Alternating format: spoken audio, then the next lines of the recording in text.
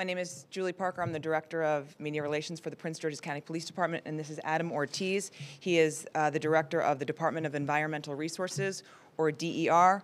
I'll give you details on the investigation and then give the microphone over to Mr. Ortiz to discuss DER's stance. The Prince George's County Police Department yesterday arrested a county employee. The suspect is a Department of Environmental Resources, or DER, building inspector. He was charged with extortion and harassment. The suspect is 52-year-old John Cleveland Brown of Clinton, Maryland. He was on duty, wearing his county ID, and using his county vehicle at the time of his arrest. This ongoing investigation has revealed that the owner of a Clinton restaurant says that John Cleveland Brown first approached him last March. Using his position as a building inspector, the suspect tried to get the owner to pay $1,000 a week for the suspect's band to perform at the restaurant. Excuse me. The inspector threatened repeatedly to take away the restaurant owner's permits unless the business owner complied with his demands. This occurred for months until the owner contacted police. After meeting with the business owner and the state's attorney's office, detectives set up an undercover operation in which an officer posed as the restaurant's entertainment manager. When the suspect came to the restaurant yesterday afternoon and demanded money from the undercover officer, he was placed under arrest. DER was aware of the police department's ongoing investigation and has worked with the police department to make sure this matter was handled proficiently and properly. Mr. Brown was released on his own personal recognizance this afternoon, and this investigation is ongoing. The Prince George's County Police Department would like to hear from anyone who may have had similar interactions with the suspect. This is Adam Ortiz. Good afternoon. My name is Adam Ortiz. I'm the Acting Director of the Department of Environmental Resources.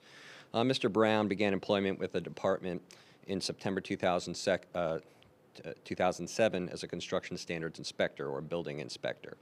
That is the capacity that he serves to this day. We want to emphasize that this is an individual act, that these allegations, if true, violate ethics, county ethics, and the law, and that County Executive Baker has set the highest standard for this government, with core principles of ethics and trust. The agencies are working together, and we've cooperated fully with the police and let them take the lead in this investigation. So if these are all allegations of this type, will be responded to promptly and firmly by this agency. Any questions?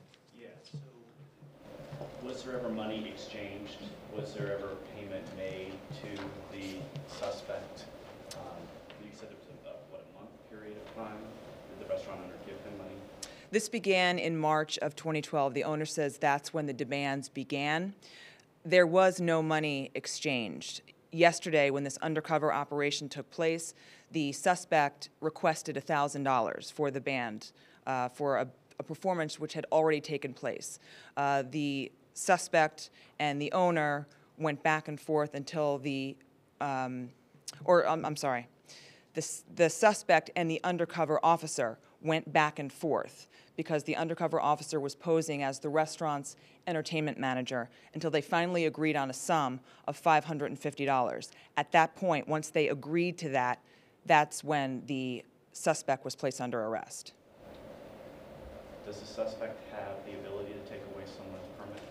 The suspect is a county building inspector who initially came into contact with the business owner as under the auspices of getting their use and occupancy permit. So the inspectors, and I can turn this over to Adam, the inspectors deal with the permits, yes. So Adam, I guess your concern tonight is that maybe this has been going on and police just haven't been notified. Maybe he's been doing this to other businesses, correct? Well, that's what we hope that the investigation will turn out. Of course, this is absolutely not tolerated. An inspector, if they do find cause to revoke a permit, it has to be reviewed by supervisors and ultimately me. So it's unlikely that that would have followed through, but that there does appear to be extortion is a great concern. Are there any cases that ring out in your head that might be suspicious? You say everything has to come across your desk as well. Is there anything in the last couple of months that may have This is the one that's come to our attention, and we're dealing with it in a forthright and very serious fashion. Did he ever put a request to have their use of an occupancy permit revoked or any other permits revoked? I know that the charting guy, he said something about a dance hall permit. No. Now, I'll also add that he's on administrative leave. What charges is he likely to face? The suspect is facing 2 counts of extortion and 2 counts of harassment. Before your officer went undercover, did this guy's band ever play there and in fact get money, or never before? The band did perform at some point at the restaurant. It was agreed to that it would be a free trial basis. After the performance, the suspect then told the business owner, "I'd like $1,000." The business owner said, "That's not what we agreed to." No money was exchanged. No money was ever exchanged.